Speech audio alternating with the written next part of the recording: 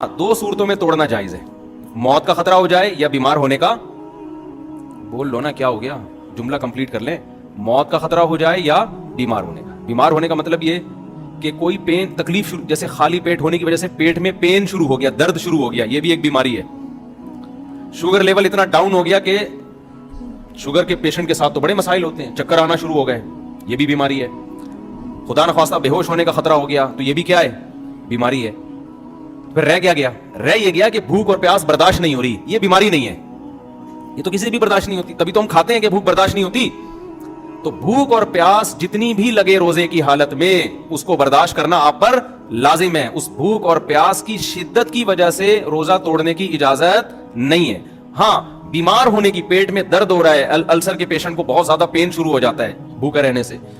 یا sugar level down ہونا شروع ہو گیا, بے ہوشی کا خطرہ ہے, اس طرح کے جو خطرات ہوں گے, بیمار ہونے کا خطرہ جسے کہتے ہیں, بلڈ پریشر اتنا زیادہ لو ہو گیا کہ ڈاکٹر نے کہا 2 انڈے اس نے نہیں کھائے اگر, تو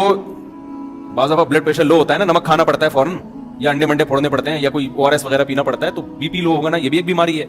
تو بیماری میں توڑ سکتا ہے, بھوک کی شدت یا پیاس کی شدت کی وجہ سے نہیں توڑ سکتا, کیونکہ روزہ نام ہے بھوک اور پیاس کے برداشت بولو کرنے کا.